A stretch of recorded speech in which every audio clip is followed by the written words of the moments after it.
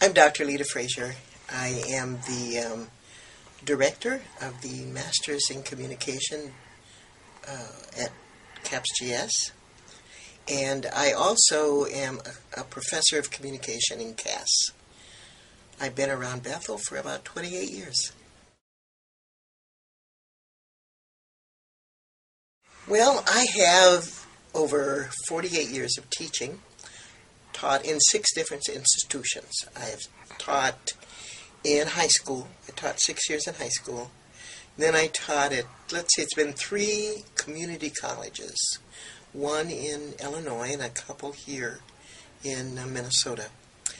I also taught at Crown College, and then after teaching at a community college again, I came to Bethel University. So in those 6 experiences, 3 of those have been in faith-based institutions, and 3 have been in state institutions. So I've had a fairly good cross-section of experiences, and I don't know, I guess I must like Bethel. I've been here 28 years. So my teaching experience has also been both with undergraduates and with graduate students. I can't say I like one better than the other. I think they're 2 very different audiences, and I have to adapt. I have to do the adaptation. Well, it has changed over these years. When I started teaching, I was a lecturer, straight lecturer. I didn't give a chance for students to ask questions. I thought, well, what would they know to ask? I'm the professor here.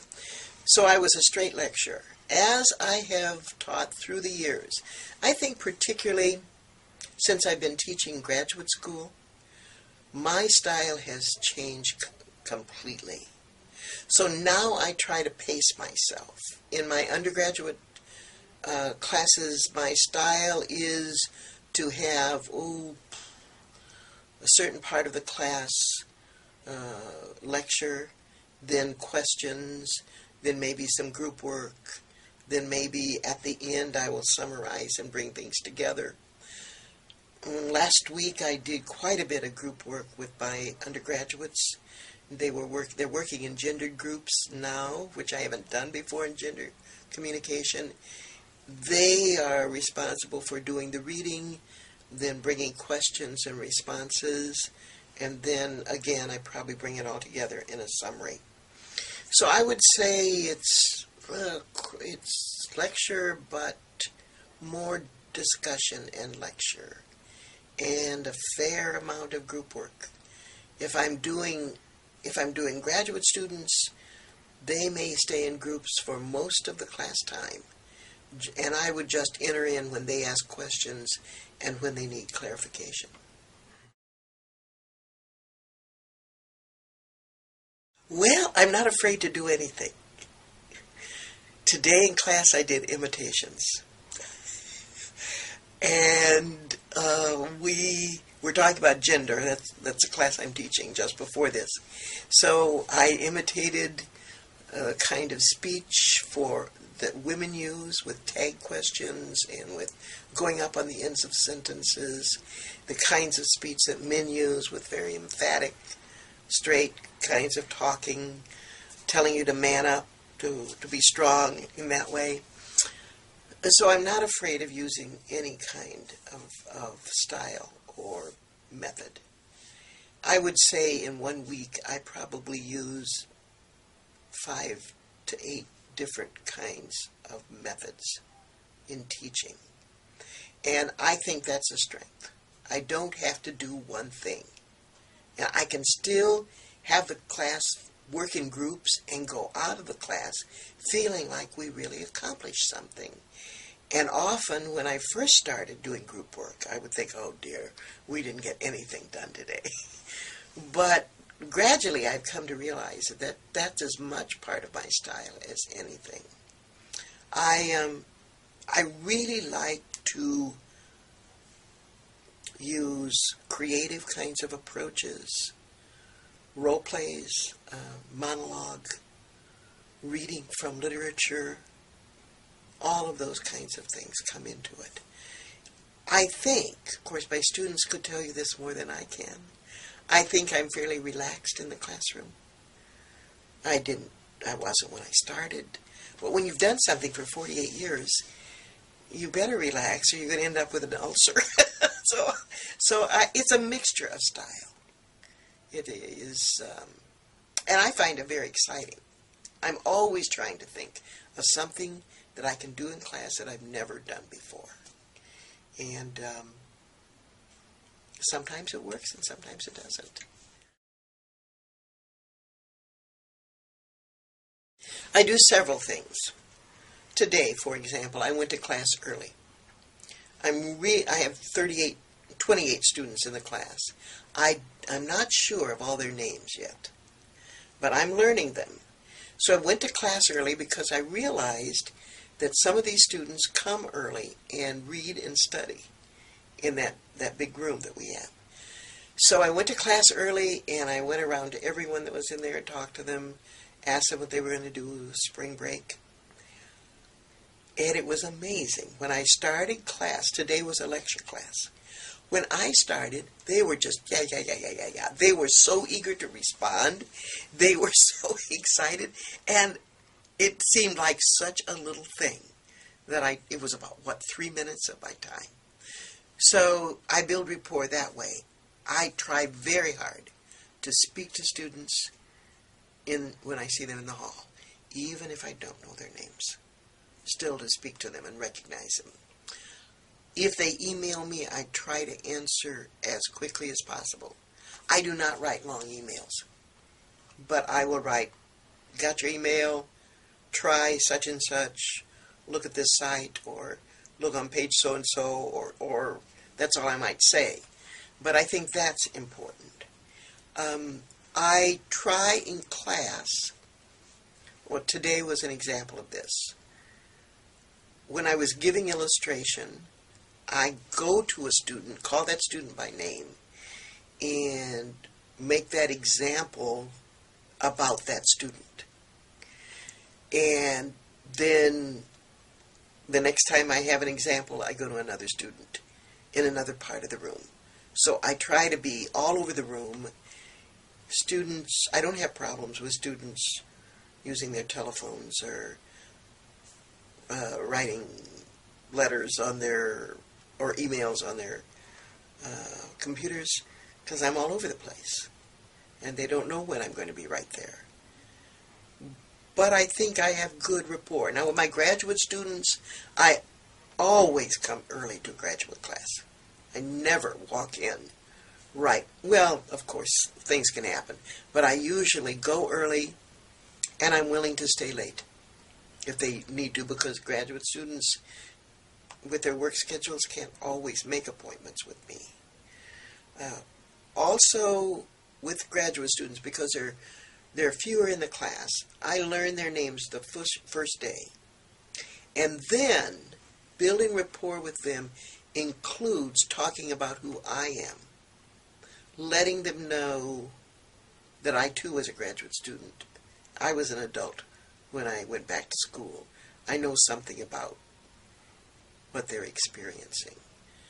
I'm careful about self-disclosure, but I think some of it is very, very necessary to build rapport. I thought about this quite a bit, and I have thought about it because I teach that graduate class in the teaching craft, and that's always the question: how do students learn? Well, students learn by repetition, except that's pretty boring. I think there are other ways that students learn. I have this little, you can call it a gimmick if you want to, but I'm a great supporter of Bloom's taxonomy. I like it. I like what it says about the learning process. One of the things that I try to do with my students, particularly, let's take gender again because that's where I'm concentrated right now. I start with application. For instance, today I introduce the concept in gender of inclusive speech. Ask a few questions. Realize that only 2 of the students out of the 28 had any idea what I was talking about. So I started, this is not the way I planned to start, but I moved things around and I started by applying. Let's say that you're in a class in such and such, and the teacher is using scripture and reads a translation, and I gave an example of speech that was not inclusive. But let's say you're in another class and a teacher uses the same verse, but it's inclusive. So that illustration, that application, that direct application to them, I think is extremely important. People like to know that they can apply. I am very aware of learning styles. And I went through a time in my teaching when I tried to use every learning style, every class session. And I just about went crazy. So I backed off from that and thought, all right, so students learn differently. And in one class of 25, I'll have 3 or 4 that learn this way, and 3 or 4 that learn this way, and this way, and this way. Then what I have to do is I'm the one that has to make the adjustment. I have to decide what I'm going to include to appeal to that learning style. I'm well aware of Howard Gardner's multiple intelligences, and it's much the same in my approach. I think students, what I'm saying is, students will hook into something. If you give them enough, they will hook into it like they were fishing, and then they will build on that. And I don't know that there's any particular theory that I can say about that. It's just what I've learned. I find if I return, I will ask students to repeat things. Okay, in last week's class, we talked about this, this, and this. Do you remember that? What did I say about the different aspects of verbal communication in gender? Remember, I told you 3. Anybody remember that? Look at your notes. Do you remember that? Someone will come up with 1, and then another, and then another. So that process. I also, early on in any class, talk with the students about how they study. I ask them to tell me how they study. Now I usually get, well, I read and I highlight. Then what do? And I tease them. I'll say, oh, you read and highlight in another color. No. How do you know that you're learning the material? So then we have a little lesson in that. You read, highlight, that's fine. You read again.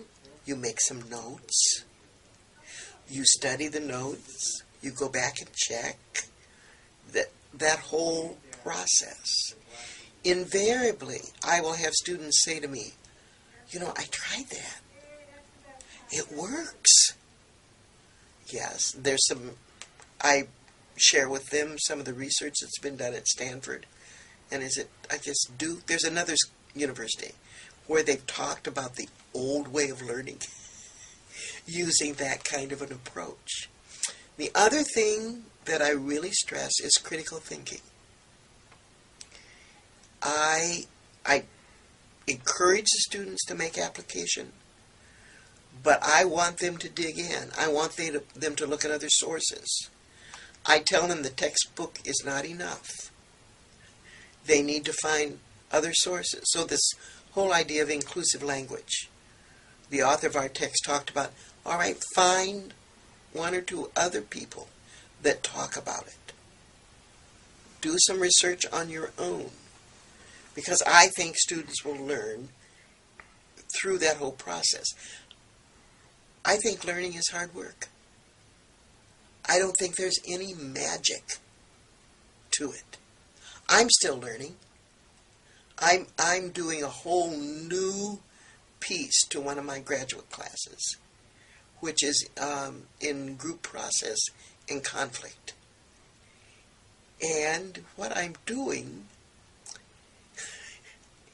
is I ran across an interview with Marcellus, the jazz trumpeter.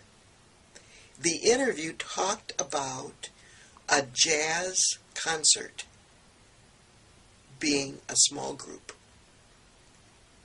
and how you have to really listen to each other, and you have to allow one person to shine and then back off, and then another person and then back off. That just opened up a huge new process to me. So I did some research in jazz. I listened to some jazz videos. Ooh, that wasn't hard to do at all for me. I backed off and let it rest for a while. Then I went back and listened to a couple of other interviews. And ultimately, I am putting together this video, or this audio video example of how a jazz band concert group has much to teach us about group process. I think it's going to be dynamite. Of course, I'm a little prejudiced there, but I think it will trigger something in the students that they can hook onto and then carry through all of the other material they have to read. Not some of which is extremely boring, but it's getting their attention and then building on it. It was kind of a long answer, but I guess to summarize, I don't think all students learn in the same way. I think it's my responsibility to key into those differences and to make the process as exciting as possible and to give them every help I can. I have these little books, little blue books called Critical Thinking.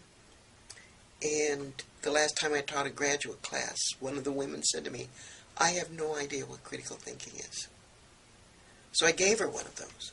She came back elated. She said, "I was doing it and I didn't know it." So it was, I don't worry about it. I don't worry that students are not going to learn. They will. They will. Some better than others.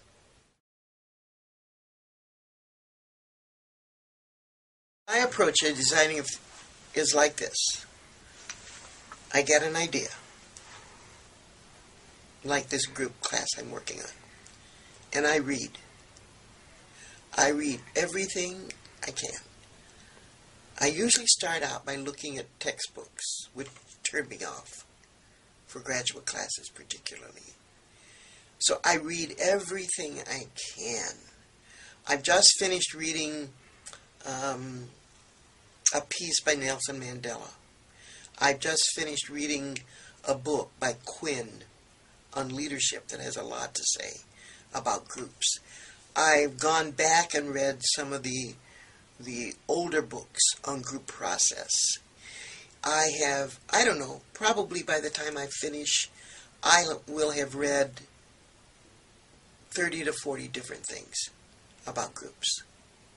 And I keep track of what I read, sometimes better than other times. I keep notes, not, at that point, not expansive notes, but notes. Sometimes I'll write my notes in the fly of the book. I write my books. If that offends you, I'm sorry, but I do. And then I stack the books up, and then I start back looking at them. And then I decide, oh, okay, I've got X number of weeks. I can't use that. It's too much. I can't use that. It's too much. This I can use. I can use this. I can use this. And so then I begin to narrow. So I read and research, and then I begin to narrow. Then the third step that I go to is I take a yellow pad and I write down all of my ideas. Everything. I know that I won't use all of that. I know I can't. But I'll write it all down, and I'll write, and I'll write, and I'll write. Then I will go through, I lay that aside. And then I will come back to it, maybe in a week, maybe just a couple days, depending on how much time I have. And I'll start crossing out. Then what is left there? Those are the gems. Those are the pieces. I just get excited even talking about it. Those are the pieces that I know I'm going to use. Now I'm ready to make notes. Now I'm ready to take those gems, like when I was doing this for the group class, that whole idea of jazz, getting into that. Now I'm ready to make notes on that and decide how I'm going to do it. I will then do a preliminary kind of outline of the class based on those gems. And I'll just use a regular outline format, Okay, let's see how many weeks I'm going to have. If it's going to be a graduate class, let's say I have 6 weeks or 6 sessions. So I'm going to have to clump, and I call it clumping. That's not very, well, that's what I call it. I'm going to have to clump this material into 6 hunks. If I'm teaching a class in the day school, I may have 14 weeks, 28 sessions. So then I'm going to have to decide how I'm going to clump it. Then I start thinking about additional resources that I can use. Am I going to use a lot of videos? Like in my family class, that's experiential learning, so I use very little video there. In the class in gender, in the second part of the class, I use, because that's on media and gender, I use many videos or audio or whatever. I also will about that time start writing my objectives or my outcomes. I like the word outcome. I haven't written a description of the course yet. But then I will write my outcomes. I always write too many. Then I'll have to go back later and change those. At this point, I'm ready to choose my text. For graduate classes, I usually will use trade books because it's sometimes hard to sort that out, but I try to pick books that are reasonable in price. I really take that into consideration because of the kinds of students. Well, it's a problem now. For a book to cost $150, they better get their money's worth. Okay, then I'm ready to fine-tune. Then I'm ready to start saying, how am I going to begin? What's that first session going to look like? And I do agendas for every class I teach, or schedules, or I like the word agenda for some reason. That's the way I do it.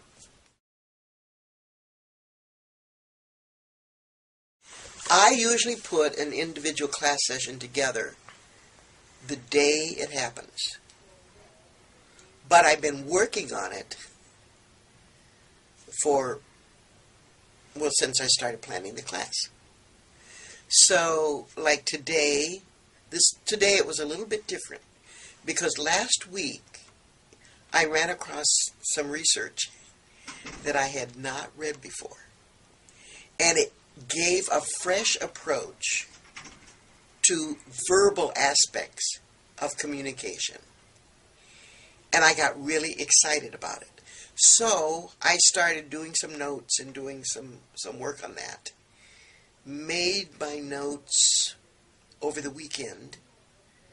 And then yesterday I put the final touch on it. I have a very precise method for a class session. That may sound boring, but I don't think it is. I always greet the students. I always tell them what we're going to do that day, so they will know. And then I have an outline. And that outline may be to start, like Thursday I started with group work.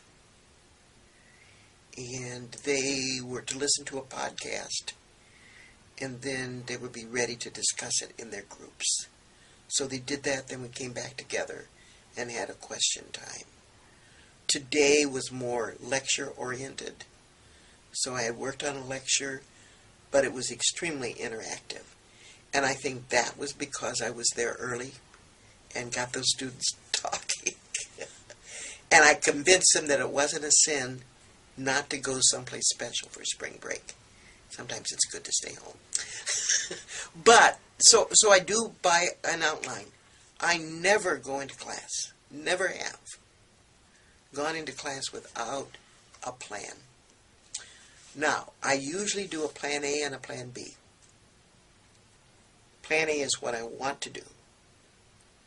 Plan B is what I have to do if plan A falls apart. And I constantly am aware, when I was working at the University of Tennessee, on my first master's in teaching and education, I had a professor by the name of Ishmael Utley. And one day we came into class and he was standing on his desk. That was a bit unusual. And we all got seated, and he said, "Now listen to me.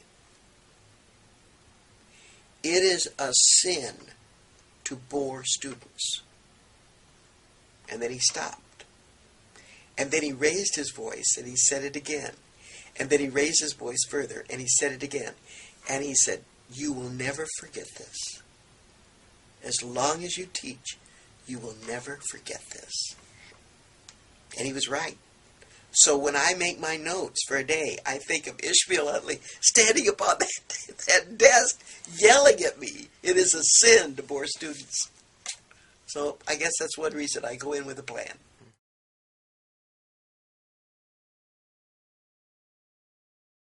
Okay, the first thing is, how is my audience doing? I perceive my class as my audience. So I need to be aware. I look at every class member, eyeball to eyeball, at least twice, if not 3, 4 times during a class period. If I am teaching graduate students, we usually sit kind of in a semicircle. You know how they go. I am before every one of those students, looking at him, looking at her, interacting, asking individual questions. So I'm constantly thinking, are they with me? Are they with me? Are they getting this? Because I'm looking at them, I can see facial expressions that are kind of like, what does she mean? Or, I don't agree. And so I don't hesitate then to say, do you have something to add? Would you like to ask a question? So constantly there is that awareness. I do not take kindly to people interrupting my classes. I mean, coming to the door and walking in, that just irritates the daylights out of me, because I have to concentrate on what's happening with those students. They are my responsibility. And so I am always going through that. Am I making sense? Sometimes I'll stop and just say, are we okay? All right, did you get that? Do you want me to go back? So now in my gender class, this is the 11th session today, they will say, "Dr. Frazier, what'd you say? I didn't get that." They wouldn't do that the first week or the second week. But they know that if they do that, I will stop and I will respond. And we'll get it clarified. So that's what I'm doing. I'm looking at them. I'm trying to see where they are, what they're doing. I've had this. I have one young man in my gender class, always comes and sits right up in front. And he brings his computer, sets it out. And it was evident to me that he wasn't playing solitaire or anything. He was connected. So one day when we were talking, I went over and stood by him. And he just types like crazy. And I called him by name and I said, "What are you doing?" And he said, "I take down every word in the class." I said, "You can do that? You're that fast?" He said, "Yes, I'm that fast." So I said, "Every class we have, you have every word." "Yes, I do." And I turned to the class and I said, "You people better watch out what you say." Then I stopped and said, "I better watch what I say." We laughed about it. But I was aware of what was going on. And I think monitoring that awareness, being aware of your audience. Students don't sleep in my class. If they go to sleep, I just go back and stand by them. And wake them up. Everybody gets sleepy. It's not an insult to me. Maybe I should take it as an insult, but I don't. It's just part of the class. If I see a student that's checking out, then I think, okay, whether it's a graduate student or an undergraduate student, it's my responsibility to key into that student. So I will do it by looking at them, going over to them, walking by them. If that isn't working, then I just manage to be right by them when class is over, so that I can say, "Hey, you doing okay?"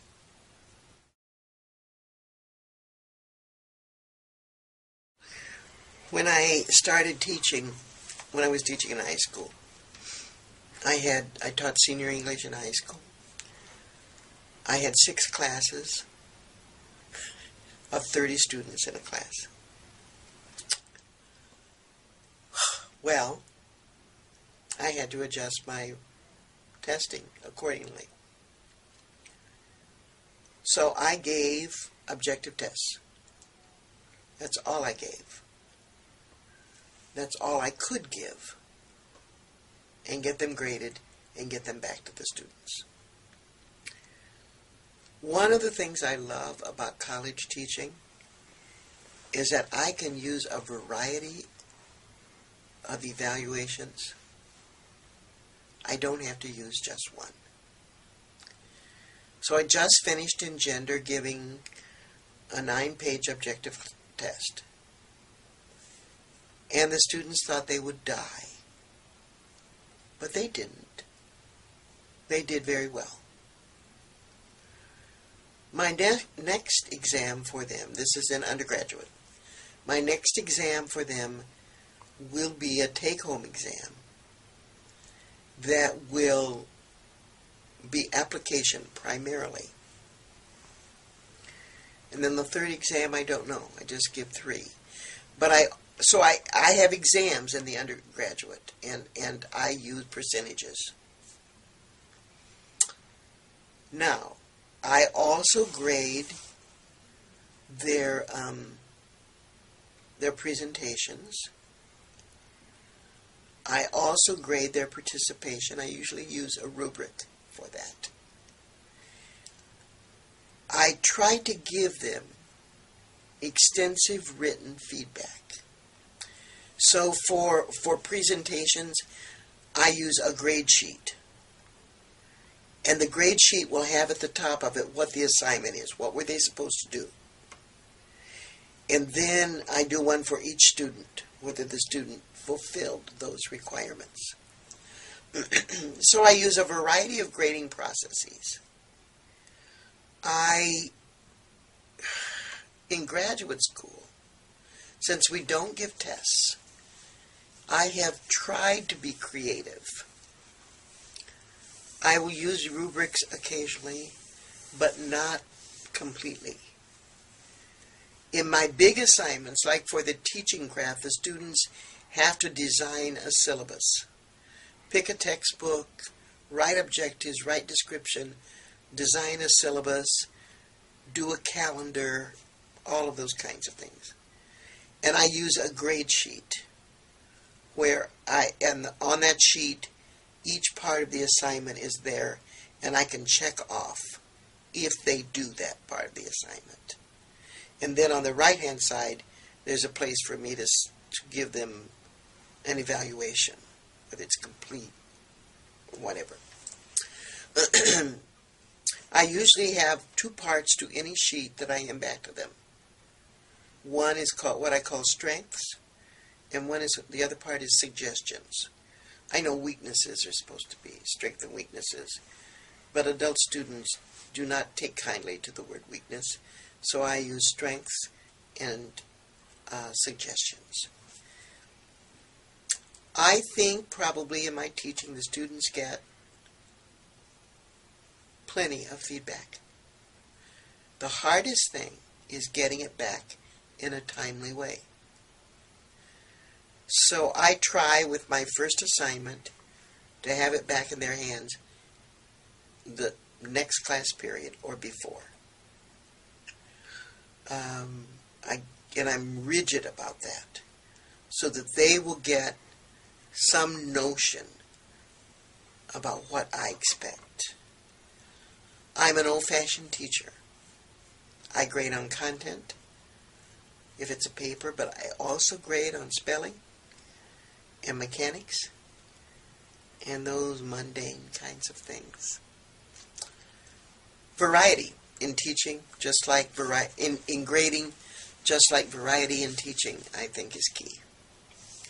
So I try not to get in a rut. I've never been bored in teaching. I don't want to start now.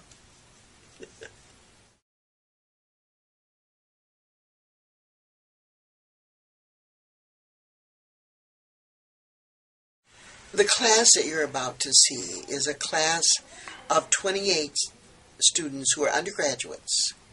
They are various majors. It's a general studies class.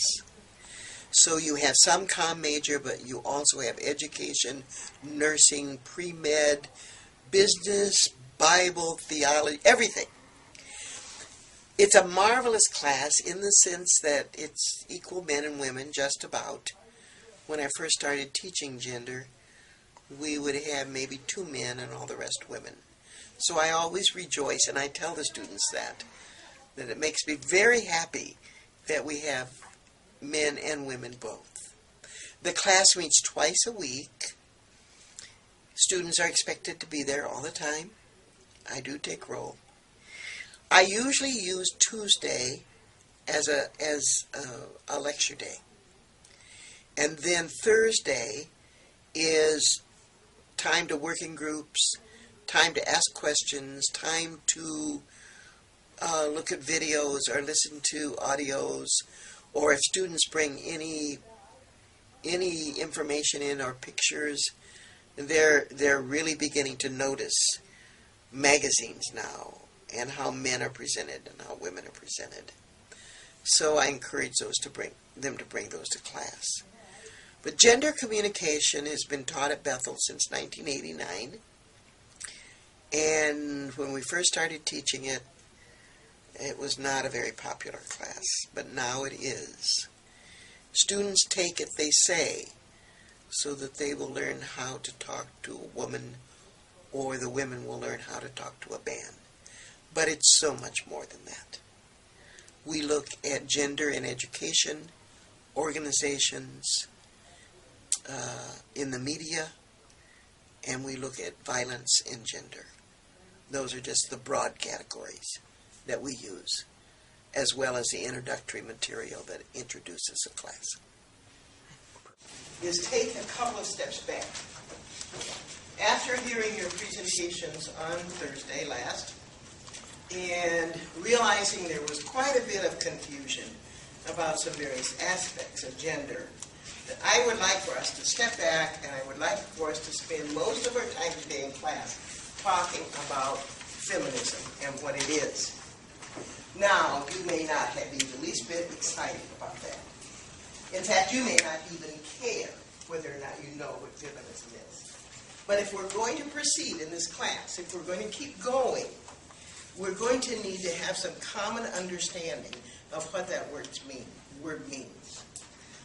Now, take your pencil and on your notes,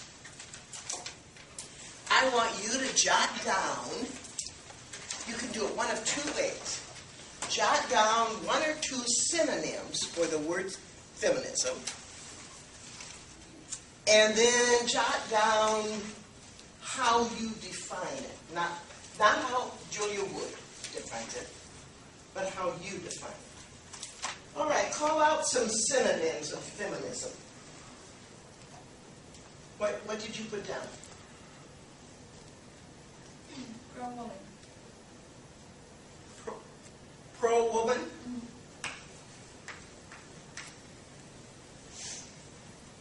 All right.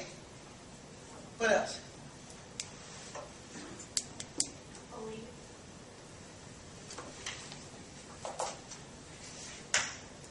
What else? Equality.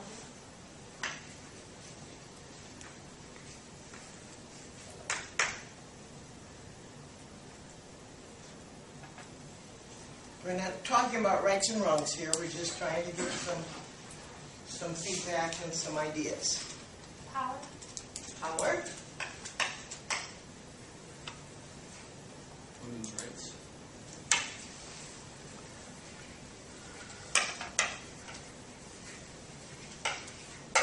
Okay. 2 or 3 more. Okay, so we have quite a few there. Now, what did you do for definitions? Anything? Advocacy for the advancement of women's rights and opportunities. Advocacy for the advancement of women's rights and opportunities. Well, that's good. Thanks. Yes. I put objective beliefs about women and their rights. Objective beliefs about women and their rights. All right. Those are good. Because I think you have picked up on some of the same aspects that she is talking about there. Someone read that definition from the textbook. An active commitment to equality and respect for all forms of life. All right. She has expanded it, hasn't she? All forms of life. So in some of her writings, if you would check some of the other research she has done, she would talk about the rights of animals and the rights of children and the rights of men and the rights of women. All of those things she puts together because she talks about having this tremendous respect for life. And then she builds on that definition in talking about the idea of equality, a commitment to equality. And whether or not I agree with everything Julie Wood says makes no difference at all at this point. Because I don't agree with everything. And you probably don't either. I have some questions about some of her ideas and concepts. But I respect her. And I think the simplicity of this definition can be helpful to us. Equality of genders, equality between men and women, and whatever goes along with that process. Now, there's another writer that I want to call to your attention. It's not given in your textbook. Pollock is given in the textbook, and Rebecca West, a Scottish journalist from the turn of the century, and Jane Vanguard, or Baumgard. But I would like to call your attention to a writer by the name of Dorothy Sayers. This is not in your textbook. Dorothy Sayers was a novelist, a poet, a political activist, She lived at the end of the 1800s and into the 1900s. She was a Christian, a very committed Christian. She wrote mysteries that had to do with women's schools in England. There was always someone that got murdered. And then she had this heroine that would come in and would figure it all out. But Dorothy Sayers was known for her public speaking. And she would speak to Parliament. It was not particularly popular at that time, and she would speak in various churches. And she said this: when you're talking about men and women and trying to get an idea as to how you feel about women's rights, there are two questions that you should ask yourself. Two questions. Question one: are women human? Are women human? Question two: are women fully redeemed? Number one, are women human? Number two, are women fully redeemed? And she said that any time you answer those questions with a yes, but, you're in trouble. For example, at the particular time that she lived, women could not own property. At the particular time that she lived, if a woman divorced her husband, she had no access to her children. At the time that she lived, women could not vote. At the time that she lived, women could not sign legal papers. They were without rights. And this was in England. So she kind of left her hearers between a rock and a hard place. If you say, yes, women are fully human, who's going to deny that? If you say, well, yes, women can be redeemed, who's going to deny that? But you follow it with a but. Yes, women can be redeemed, but her husband should be the one to make the decisions in the family. Yes, women can be redeemed, but she doesn't have the right to decide the spiritual welfare of her children. Okay, you had a question? Yeah. When they say redeemed, like I naturally think of like a Christian not separated like away and then you came back. So in this, what? She's talking about being, we might say, born again. She might say being saved. But she's talking about the spiritual welfare of a woman. And she put those two questions together. Can a woman be, is a woman fully human? Is a woman fully redeemed? They're very strong questions, folks. I told you last Thursday in class that I am a feminist.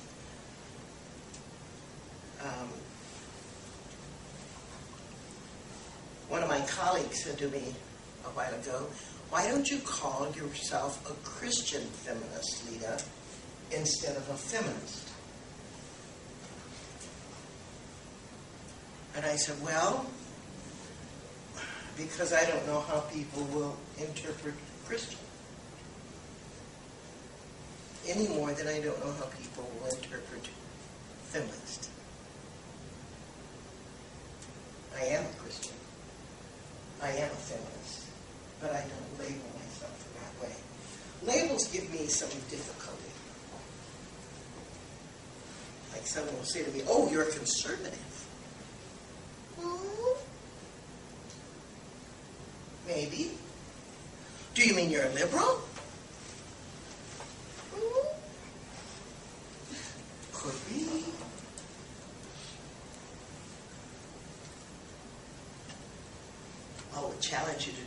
figure out which I am before the end of the semester. All right? All right, now let's think about some other things. The word feminist today is not a popular word. In fact, some of the research that has been done by Julia Wood, by Judy Pearson, by Judy Burgoon in Arizona, by some of the people who are doing research at the University of Chicago, they would tell us that young people your age, under 25, find the word feminism offensive. Do you think that's true? Do you find it offensive?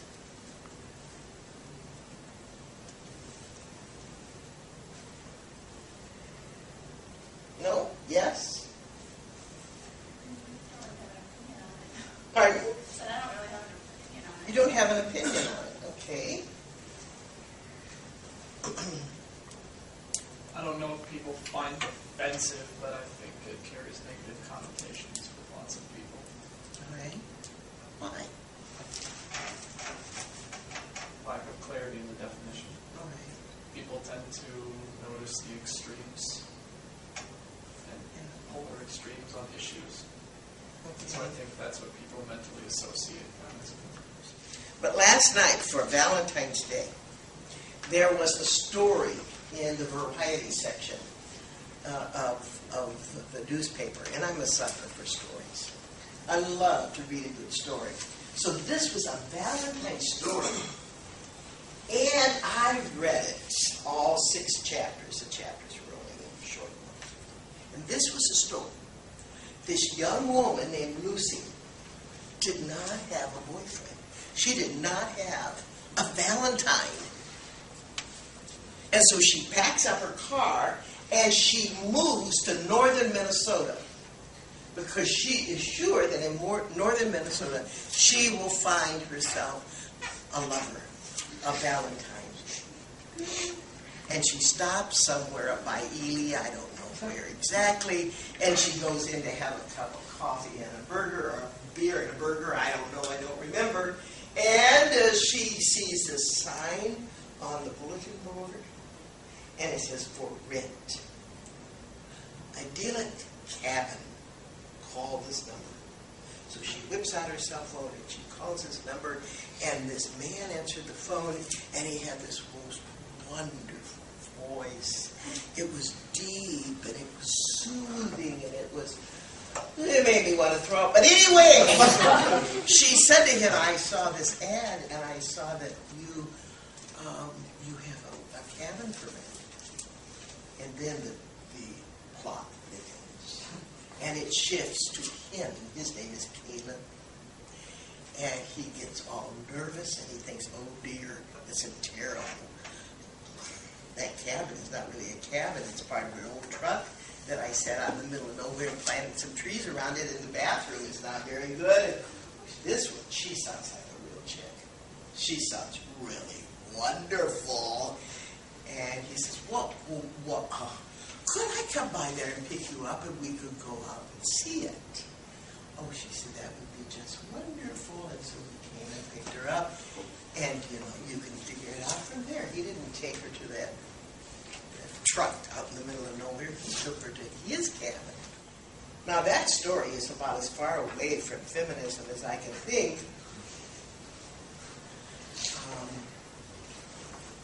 And I really did find it offensive that they would put it in a newspaper on the front page of the variety to be a typical story. Then I thought about it after I read it, and I thought, I wonder if that is typical for what we think a woman should be and what a man should be. The man made the decisions. He was the one that was there and said, this is what we should do. This is how we should go about it. She didn't really know how to make decisions that well.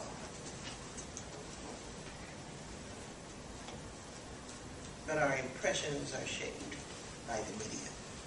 I want you to turn to page 9 in your textbook. If you don't have one, if you didn't bring it today, then find someone to share with. Because I think the comments that are given on that page. Page 9. Do you see those bulleted sentences there? Now, I want 6 of you to read out one apiece, each of those. Bo, why don't you start? Read the first one. Is there any way to justify the fact that each day in the United States at least 4 women are killed by their partners? All right, that's our first question. What's her second question? Megan? Is it fair that men who want to spend time with their families are often evaluated negatively in professional contexts? All right, that's the second question. Tia, what's the third one? The last question there I find very interesting. My youngest daughter and her husband live in the state of Maine. In the state of Maine, it is almost impossible for a man to get custody of his children. Even though his wife or ex-wife, as the case may be, may have been said to be incompetent. Maybe she is schizophrenic. Maybe she is addicted to drugs or alcohol. But in the state of Maine, the mother is to have custody of the children, not the father. Because fathers can't do that. Now, all 6 of those questions are provoking questions. All 6 of them kind of make you, because it's not just talking about women's rights, it's also talking about men's rights. And it's not just talking about men and women in the U.S., but there's a question about the Pakistani girl, and I'm sure that some of you have read that story. It's a horrible story. This class is supposed to raise your awareness. There's a book written by Sherrod Miller and his cohorts at the University of Minnesota about 25 years ago. And the title of the book was Alive and Aware. And I liked that title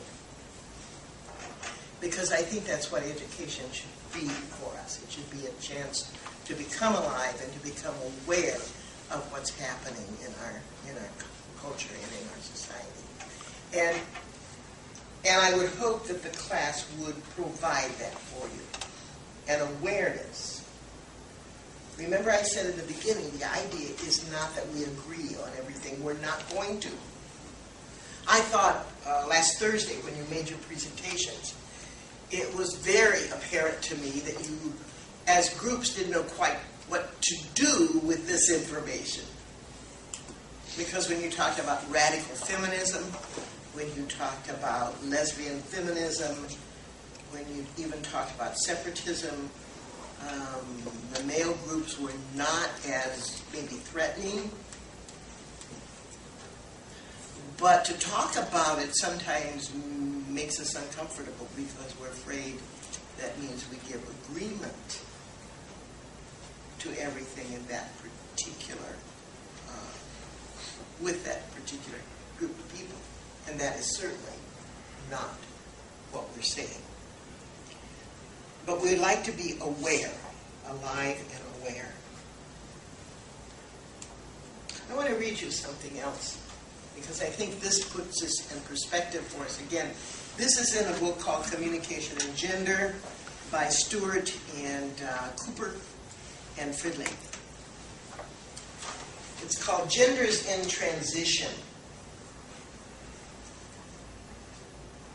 For every woman who is tired of acting weak when she knows she's strong,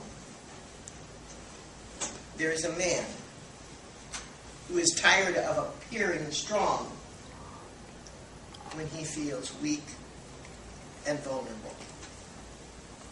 For every woman who is tired of acting dumb, there is a man who is burdened with the constant expectation that he needs to know everything. For every woman who is called unfeminine, when she competes, there's a man for whom competition is the only way to prove his masculinity.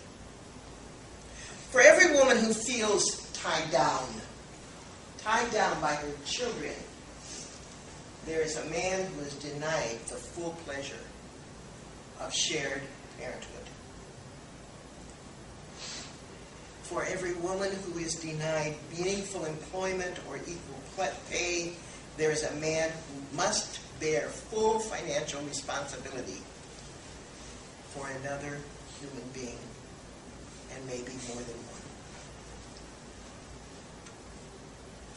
For every woman who was not taught the intricacies of an automobile, there is a man who was not taught the satisfaction of cooking. And for every woman who takes a step toward her own liberation, there is a man who finds the way to freedom has been made easier for him. I like that because of that contrast between men and women, and the whole concept that they use there, that when a woman is put down, a man bears the brunt of that. When a man is put down, a woman bears the brunt of that. So feminism is not an issue. And I want us to approach this in that kind of a holistic way. I want us to look at the issues of gender in that kind of a holistic way. Class, I don't know all the answers about transgendered people. I certainly don't know all of the answers about gays and about lesbians. I do not pretend to be a theologian, although I did go to Bible school and I studied really hard. But I don't pretend to have all of those answers. But we can look at those together. We can talk about those things. We can wrestle with those things. And it's all right for us to walk away and say, I don't know. Or to say, maybe this is the answer. Or to say, could we try this? I think that is quite acceptable. So I am a feminist. Now, let me tell you a little bit of what that means to me. I'm a wife, I'm a mother, I'm a grandmother, I'm a sister, I'm an aunt, I'm a well-educated woman. I have way too much education for a woman. I have more degrees than I absolutely need. I'm being sarcastic here, I realize that. But I am part of 2% of the women in our country. Less than 2% of the women in our country have PhDs. I had no idea when I got my PhD that I entered that kind of a statistic. I'm a professional woman. I'm a political woman. Don't get me started. I am an advocate. I like to dress in a feminine way, even though I'm a feminist. How about that? I love jazz and I love classical music. I love to drive, and my family calls me Leadfoot Lita. That's because I drive too slow. I'm a believer. I have walked with Jesus since I was 7 years old, and if you know how old I am, then you can figure out how long I've been a Christian. I am a conservative in some of my beliefs. I'm a liberal in some of my beliefs. I'm a student of Scripture. I am part of a culture. I am part of a religious body. I can manage my own money, but I can also plan dinner parties. I can research and write curriculum and books. I can also sort the clothes and wash them. I can plant a garden. I can attend a play. I can do all of those things. And I still call myself a feminist. So I'm committed in this class to working at equality together. I don't think I have arrived. You will learn very quickly that there's one aspect of this whole thing that I have a great deal of trouble with. I'm going to tell you what it is up front. I don't know that I would ever feel comfortable or I could ever give encouragement to my 17-year-old, almost 18-year-old grandmother going into the military and going into active combat.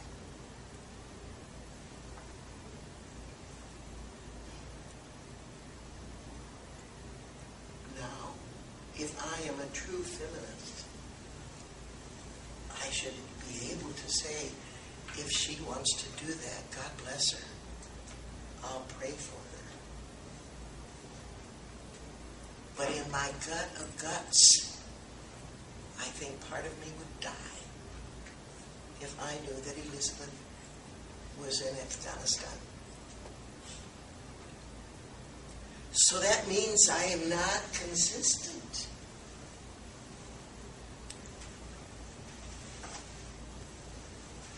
And I tell you that because you're going to be there in some of the things we talk about. And you're going to feel uneasy because it's going to be like, oh, but I said I believe this, and now I say I believe this, and they pull against each other. What's wrong with me? You're human. You had just mentioned before that feminism neither means pro-life or pro-choice as far as abortion goes. Yet I've read several acclaimed feminist authors that claim that the only way you can truly be a feminist, at least in their eyes, is to be pro-choice. Just curious what you think about that. And there are some that would say the opposite.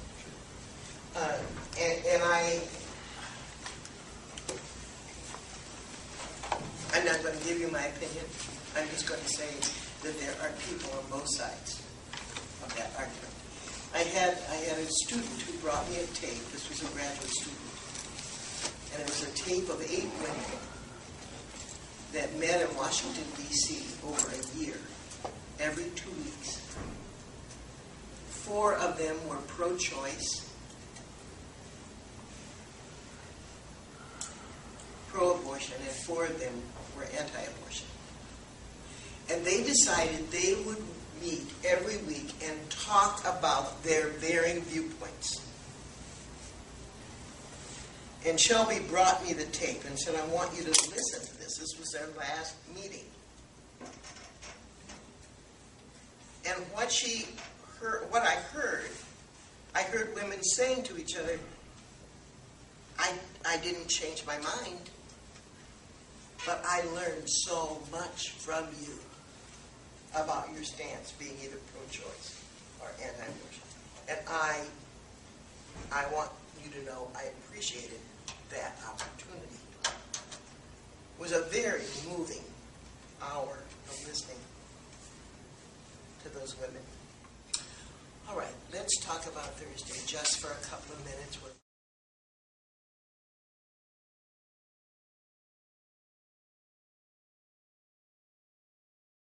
I've thought about that quite a bit. Immediately after the session, Jay, I was thinking, oh my, that's not quite what I wanted. And I have decided that part of the issue had to do with the time it was in the semester for gender communication. Because gender is a course that it takes some time for the students to feel safe, to ask questions, and to make comments. And I was really depending on them to be more responsive. And I had to chuckle. You'd think I'd only been teaching a few years. Because when I prepared my notes, I prepared them with the idea that they would break in with questions and discussion. And for whatever reason, they didn't do it. So I had to fill in those blanks. And that was all right. But I think I expected them to respond more vociferously than they did. They were pretty passive. And then secondly, I changed my plan. The lecture that I was going to give, I decided I wouldn't do that because of what happened in the class, the session of the class beforehand. And probably it would have been better for me to stick with the original plan. I don't know. It was all right. I wasn't excited about the session. I did not feel it was one of the best sessions that I've taught in the class. Now, the students thought it was good, and I never can figure out if that's just because they're trying to get on my good side or what. But 2 or 3 of them came and said it was good. But anyway, I did think I should have stayed with my original plan and used that outline rather than changing it at the last minute. I would have liked for it to have had more discussion, more interaction with the students. For instance, in the class now, I just got out of the class. The students wouldn't leave. We were talking about a certain part of gender that they were very excited about and very interested in, and they had read their chapters, believe it or not, and they were ready to talk about it, and I finally just had to walk them out the door. So I do think the earliest in the semester, my changing it, my expectation of them being more responsive and them not being, and I don't know that there would have been a real answer to that as far as a change was concerned. I use every kind of group that you can imagine. I use different kinds of groups with my graduate students than I do with the undergraduate. And I thought I would talk about the undergraduate groups first. In the class that I'm teaching now, by the time the students finish the course, they will be in 5 different groups. I started the class by putting them into what I call nominal groups. They just count off. There are 28 in the class, they just count off by 5s or so, and then I put them into those groups, and I give them a couple of questions that deal with the organization of the class and the content of the class. I always do this at the beginning. And then they talk about it maybe for 10 minutes, and then they have to write their responses on the board, and then we go around and talk about them, see where there's overlap, see where there's a great deal of difference. That's what I call nominal groups. I use what I call dyad-triad groups, where I say, okay, a dyad isn't really a group, it's 2 people. Get with it. I just said this, and I'll repeat it. Now turn to your neighbor and talk about that. Do you agree or you disagree?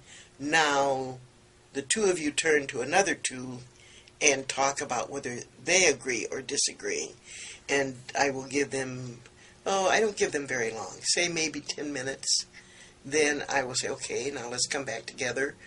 What are some of the responses that you had? Usually I don't even have to call on people. They just start immediately talking. All right, so that's 2 that I use. I use gendered groups sometimes, where I will say, all right, I've divided you into groups by men and women because we're going to deal with some particular issues, and I want male viewpoint and I want female viewpoint. I don't use those very often, but I use them some. Those are more informal, and the students really get into that and tell me they like it when they can talk with women or they can talk with men. Now, I use more formal groups that I call work groups. And usually in any class that I teach, the students will be in a work group for part of the semester. And I divide them myself. If it's a general education class, I divide them according to their level, to what their major is, what their interests are. So I have them fill out little 3x5 cards that tell me what year they are and what their major is. And then I play with those cards and put them into groups so the students will be in a group with people other than their roommates, other than their best friends, other than their common majors. And a cross-section of sophomores, juniors, and seniors. Those are work groups. There's research that is associated with those groups. I give them limited time in class to meet in those groups. But I have assignments for them. So the first thing they do, if I assign them a topic, which I sometimes do, or a section of the text, then they will meet in the groups and talk about it. They have to read that material, come back, they'll meet again. After I'm feeling fairly confident that they are beginning to gel and get something done, then I don't give them class time to meet anymore. But then they will have a presentation date. And I grade them on the overall presentation of the group, but I also grade them individually on what they contribute. Then I have evaluation groups. So after that group experience is over, I will put the students into varied groups. In other words, I'll say, you 3 people from this group and you 3 people from that group over there, you come together. And I have them spend some time talking about whether it worked.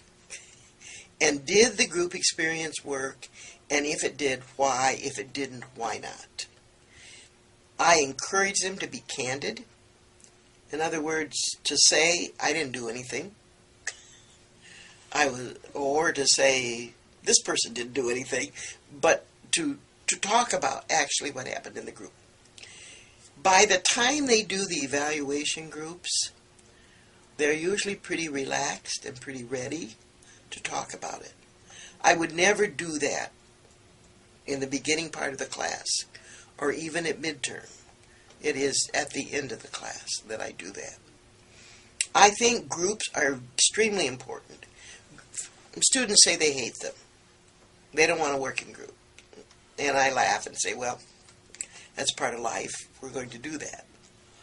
I handle groups a little bit differently in my graduate classes. For example, in the theory class that I teach, the very first class in our MA in Communication, the students have to read the book of Proverbs twice. Hopefully in 2 different translations, but it doesn't have to be. They have to read it twice, and then I ask them to go through the book and pick out 20 to 25 admonitions or directions or ideas that have to do with communication. And I give them some samples. So they do that exercise, then they come back to class the next week. I number them off, put them into groups, and they share that work that they have done. Then I have them synthesize the work and to pull out the admonitions, the directives that are most common. And then they come in and put them on the board. And then we talk about them. So let's say I have 5 groups, and we'll have 5 writings on the board from those groups. And then we talk about the admonitions, the directives that they seem to like. And I use this also as a faith learning exercise because we talk about what kind of a biblical book Proverbs is and how we can use those directives in our own lives. Now, I use the book of Proverbs because it's filled with admonitions about communication. But I also use it because whether you're Jewish or Gentile, whether you're Catholic or Greek or whatever, it's a book you can read and appreciate. If you're only going to read it for it being good literature, that's okay. I still want them to read it. The response to that is amazing to me. They're scared to death of it to start with.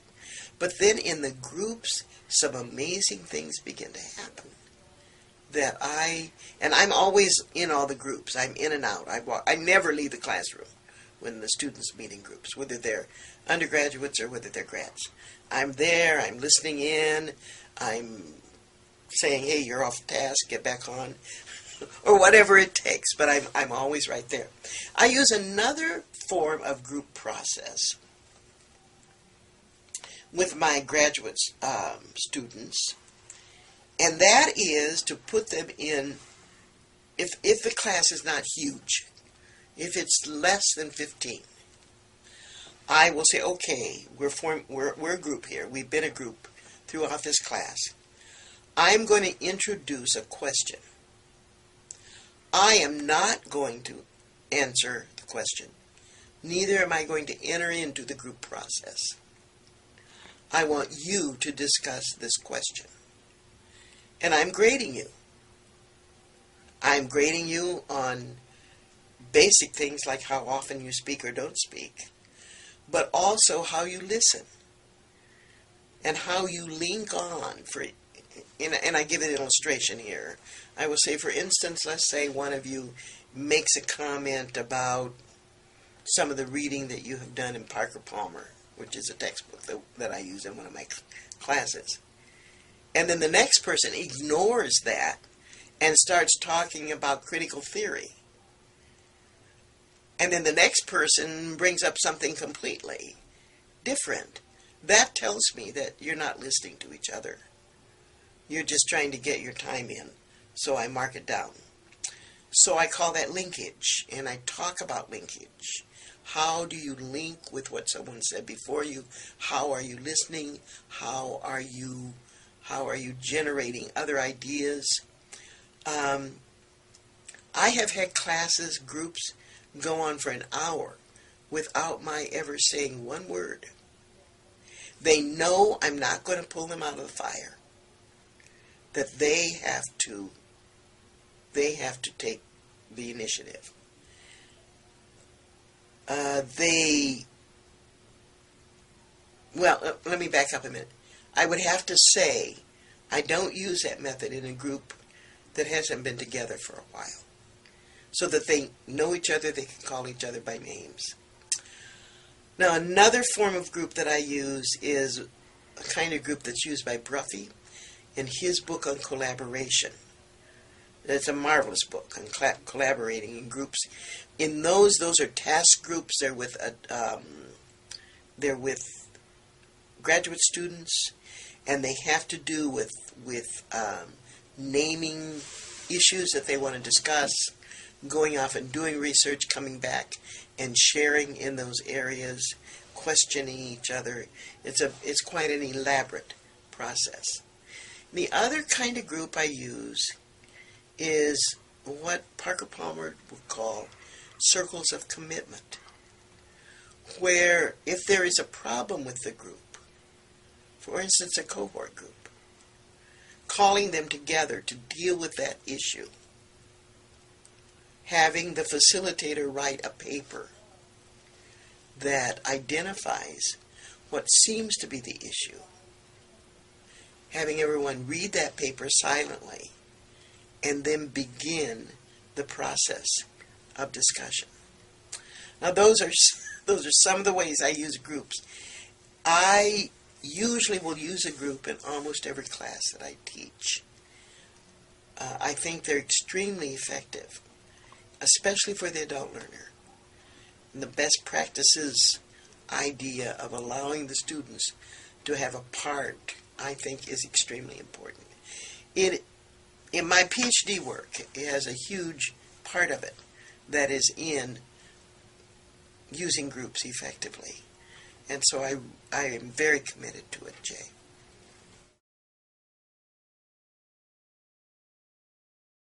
I do it by design, not by accident. Anytime that I'm prepping a class, I'm thinking, all right, how does this material lend itself to faith integration? How can I share with the students my own faith and what it is, and challenge them to begin looking at their own? So it's a constant thing with me. It is, and it's a very, very important aspect. Sometimes I will begin a class with a story or a poem or an example or a song or something of that nature, and then move into the class itself. I don't often pray at the beginning of a class. I know some people do, and that's fine. I would be more apt to pray at the end of a class, when we've gone through some really heavy discussion and when we've been looking at some very hard issues and just saying, let's just pause here before we go. Let's have a word of prayer. Sometimes it's silent, and then I'll just say amen. Sometimes I will lead. I don't call on people in the class to pray unless I have asked them beforehand. I feel strongly about that. Examples I use often are from Scripture. Stories I use are often from my own faith experiences. Research, I try to help the students be aware of research that has been done that is respected and reliable research from the Christian community.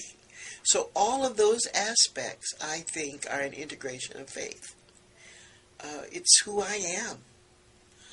I never finish a class, whether it's in the graduate school or whether it's in the day school, that I haven't done three things. Number one, I have shared with them the story of my faith. Secondly, I have shared with them what I believe about the Bible, what I believe about Jesus Christ, and the salvation that He provides. And I always shared with them the struggle of my faith. Because I think particularly undergraduates get the idea that I've been a Christian, Jay, for 66 years. So the idea is, well, she doesn't have any problems with her faith. She doesn't have any doubts. She doesn't get discouraged. And I don't want them to leave the class thinking that, because we all struggle. So those three things I want them to know: the story of my faith, my belief in Jesus and in the Word of God, and the struggle that is always there for all of us. And those will come at different times. I never do that at the very beginning. It is always worked into what I'm doing. Well, there's a fourth one, I guess I should say, and that is my respect for the family and for marriage. Philip and I have been married for 53 years. We are committed to each other. And I think that's an important witness in the world in which we live. So that too is always worked in there someplace. But it's every day, a different way every day. It's not the same thing, with certain things that come through again and again.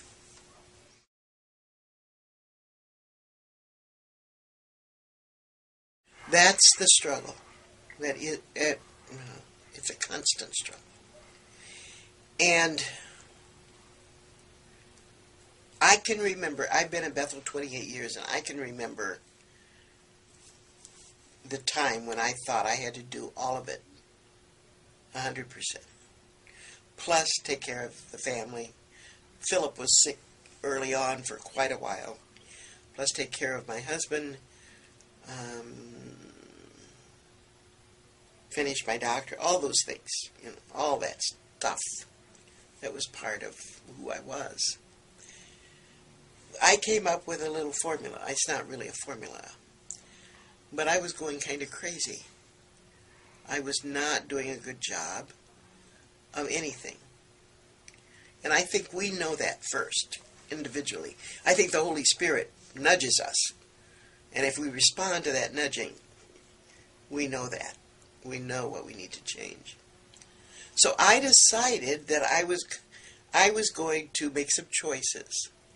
And for a certain part of my career, I was going to emphasize teaching, and then I was going to emphasize service, and then I was going to emphasize research.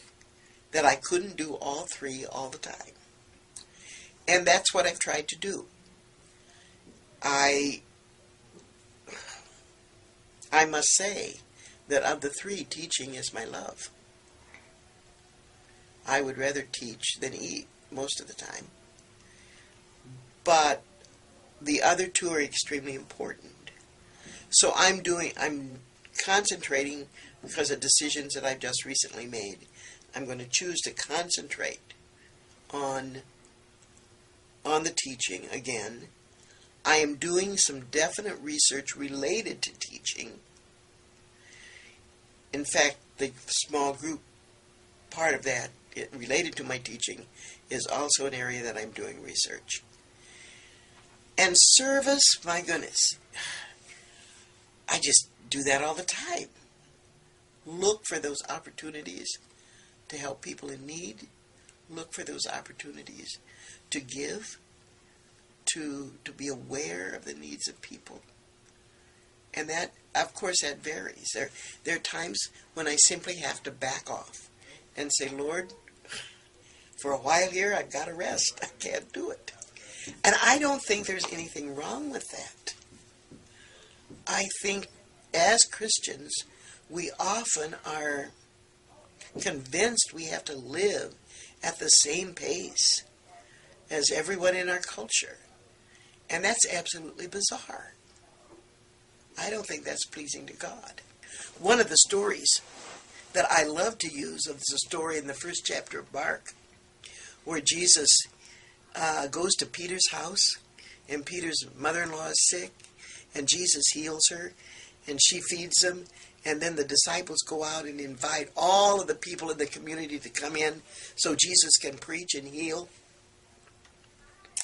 And then evidently they go to bed, and the disciples get up the next morning and start bringing people in, and there's just one thing missing: Jesus. And they have to go out and find him. And when they find him, he's sitting out on the hillside praying. And they say, Jesus, get back here. You've got people waiting for you. You've got work to do. And he says, and this is Leda's translation, he said, no, I'm not going back. Let's go someplace else.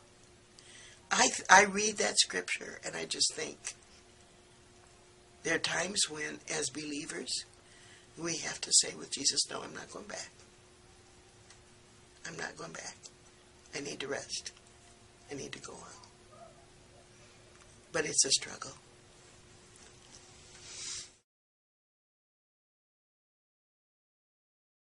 I can't do anything else. I was a youth pastor for a while. I started teaching. Then I decided, no, I wanted to be a youth pastor. So I was a youth pastor. Then I went back into teaching. And then Philip and I started a youth ministry with troubled teenagers. And so we were a foster home. And we had teenagers living in our home, and we had 2 group homes for foster children. And I decided to do the speaking route, where I traveled around, taught and traveled and spoke. And then I was part of a counseling group for about 5 years. But I found none of that as satisfying for me as teaching. So every time I would just get so agitated, so lonely for the classroom. So I tell students now, if you can do anything else in the world, do it. But if you can't get away from teaching, you better teach, and I feel that way. Administration doesn't hold any great, exciting, beckoning to me. It never has. I teach because I love it, because I'm called to teach. I know the Lord's hand is on me as far as teaching is concerned, even though I'm a woman. That comes straight out of my gender class.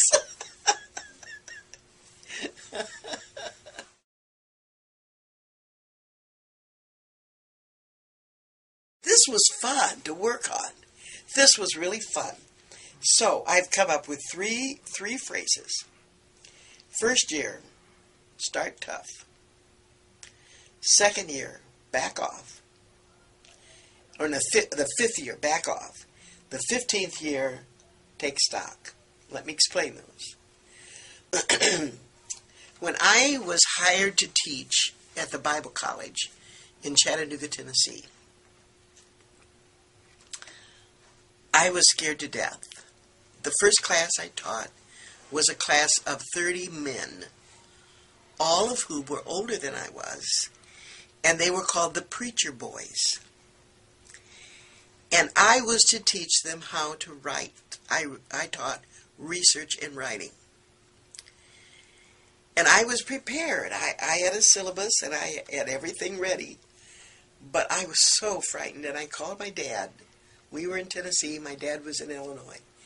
And I said, Daddy, I don't know what to do. What do I do when I walk in the room? And he said, two words. Start tough. And I got it. I got it immediately because I had sat in his classroom from the time I was 4 years old. And he was an excellent teacher. And I knew it. In other words, don't go in to be friends of the students. Don't go in to make it easy for them. Don't go in so you'll get good reviews. Start tough. Let them know who's boss. And he went on to say, you'll have plenty of time for that other. You'll have plenty of time for that. But start tough. And so I did. And I look back on it now, and those 30 men were scared to death of me. Because I told them if they misspell one word, they would get a D. If they had a fragment or a comma splice, they would get a D. No late papers. I expected them to have read the material, to be ready to talk about it. I mean, I just laid it out. And they did it. And it was a marvelous experience. But I think that those words of wisdom from my father, start tough, made all the difference. Because we all want to be liked. We all want to go into that classroom and tell a funny story. And I think first 5 years of my teaching, I never told a joke. I was scared to death. But anyway, that start tough. At 5 years, back off. I don't mean stop teaching necessarily. Back off and decide, is this what I want to do? Am I good? And you have to be honest with yourself there. If I am good, what makes me good? If I am not good, what's holding me back? And do I want to make the necessary changes? What are my best classes? What are my worst classes? Where am I lacking in depth? Am I just teaching from the textbook? That's deadly. That's the most deadly thing a professor can do, is just teach the textbook. So that's what I mean by backing off, looking at yourself, kind of, just backing away. That's a good time to do it, is in the summertime, when you're not teaching, and you can really begin to analyze where you are. At 15 years, I would say, take stock. When I had been teaching between, I would say, 15 and 20 years, I was up for sabbatical review. And this time I really took it seriously. So I went through all my notes. I went through everything. I evaluated I don't know what I would say here. I asked myself, are you growing? Are you growing? Is this family class that you've taught for the last 15 years as good as it was when you started? Are you still using the same notes? So I did something that I don't necessarily advise everyone to do, and I've had second thoughts since I've done it. But I got rid of all my notes. I put them through the zipper machine, all of them, and I started fresh. Because I really felt like I was in a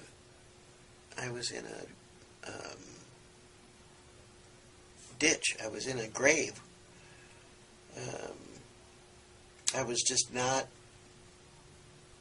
being satisfied. My evals weren't that bad. They were okay. I mean, they were nothing to shout about, but they weren't terrible. I wasn't getting called into the office. But it was just a time to take stock. Now, I don't know why I did that, other than I was doing my review, but it was such an important part. Since that time, when I had taught 25 years, I did the same thing. I stepped back. I decided, what am I going to do? And how am I going to go about it? And what changes do I need to make? Because I refuse to be bored in the classroom. If I am, then there's something wrong with me. And so that's what I mean by taking stock. So start tough, back off, take stock. That's what I'd say.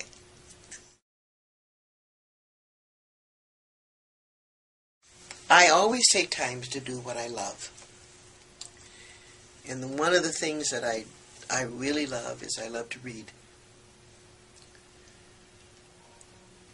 And I don't just read books related to my discipline. I read and I read and I read. Right now I'm into what I would call my international mystery stage. So I'm reading every mystery I can get my hands on, that written by people from France and England and Brazil and China and New Zealand and Austria. I mean, it's all over the place. I just finished reading a whole series of books by Mankell, that he is from Sweden. And they're mysteries, but they're cultural books. And I'm learning some things about culture. I just read one of his books called The Man from Beijing. That is a book about saving face over generations. Whoa! It put me back. So reading is so important. So I read mysteries, I read theology, I read poetry, I read articles and journals relative to my discipline. But reading keeps me fresh. I'm always making notes on anything I have, a card, the back of a receipt, or whatever. I'm always making notes because constantly I'm getting ideas. This gender class that I'm teaching now, I designed the whole thing just kind of on the fly. I'd get an idea and I'd write it down, and I had all these pieces of paper that I brought together. So that's refreshing. Quietness is refreshing to me, and solitude. I'm borderline introvert extrovert. On the Myers-Briggs, that's where I come. I get a lot of energy from people, but if I don't have the quietness and the solitude, then everything suffers. I love to be outside. I love gardening. That also refreshes me and helps me. I'm refreshed by talking to a student who has a particular need. So when you put all of that, there's no one thing. I love listening to music. And I'm on this jazz kick right now. I told you about that the last time. And I'm going to be teaching that class again next fall. And I'm already getting excited about it and thinking about how I'm going to pull this all together. I had a student that came in to see me today that was in that class, and that was just, he's still just kind of bubbling over with what happened. And all of those things are part. If I spend too much time grading papers, too much time doing email, oh dear Lord, I hate email. I'm sorry. It's not my favorite thing to do. But those things are not creative things for me. Well, this is kind of way out. I often will go to the florist and buy a couple armloads of flowers. This is when I have extra money. And then I take them home, take them all apart, and get vases or vases, whichever you prefer, and do magnificent arrangements. That feeds the creative part of me. And you see, I think creativity is more than just poetry and writing music. And it is designing a class. It is doing a floral arrangement. It is writing. It's all of that. And I don't think the florist thing is so important to me. I don't share that very often because people think it's kind of weird. But sometimes if you come into our home, I'll have fresh flowers in every room, a different kind, even a different kind of vase, and a different kind of arrangement. And that is kind of the way I see my classes, metaphorically. Each class is different, in a different room, a different kind of arrangement, a different color, or colors that I may bring together that raise my spirits and key into that part of me that often can get latent. In our living room, we have an Andrew Wyeth painting that is called Gift from the Sea. That's also the title of a book by Anne Morrow Lindbergh. But in this painting, it's on the Atlantic Ocean, and it is just a window, and the window is open, and the curtain is blowing. So you can see the ocean, just a little bit of the ocean, but you know the window is open, and you know that sea breeze is coming in. And often I will sit in our living room and look at that, and I think about the scripture in John about the wind blows where it will. You don't know where it's coming from. You don't know where it's going. So it is with the Spirit of God. And I will pray that song that says, breathe on me, breath of God. Fill me with life anew. Help me to love as you have loved and do what you would do.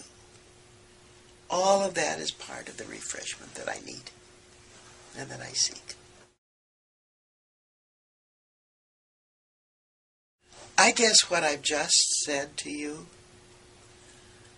about that idea of being creative and being eager to embrace new and life-changing aspects, if that's a legacy, that's what I would like to leave. Along with that, the desire to keep learning. I get concerned about master students who think when they've finished their degree, they've finished. No, that's just the beginning. And that awareness, that legacy of an awareness, that there's always more to know, there's always more to learn, there's always more to experience. in the world we live in, through the work of the Holy Spirit in our lives, through the magnificent opportunities for reading. I mean, I'm just one woman.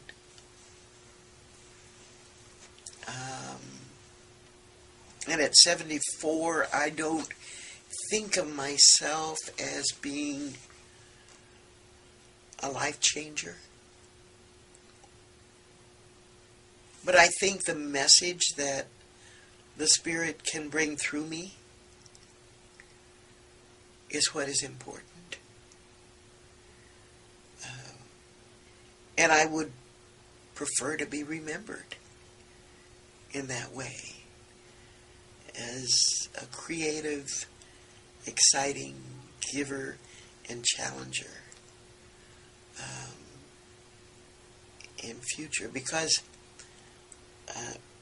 I went through a time in my career when I thought the only way to teach was to lecture.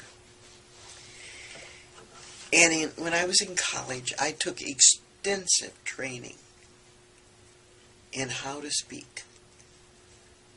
I spent hours with 2 coaches in particular who worked with me in what kind of gestures to use, what kind of facial expressions, how to walk, how to stand still, how to on and on and on, how to pronounce my words, how to be sure people could understand you.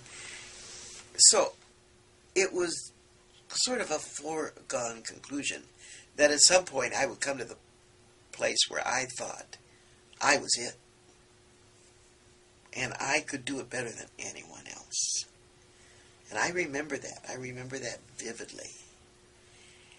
And I could do some magnificent lectures. I wouldn't let the students ask questions. I mean, that was not part of my plan. But I was the focus. I was the focus. And I think about Parker Palmer here in his book, The Courage to Teach. He talks about stepping out of that focus and stepping into the circle with the students and allowing them to seek truth with you, and how exciting that can be. So I would see those things as part of my legacy. I really would.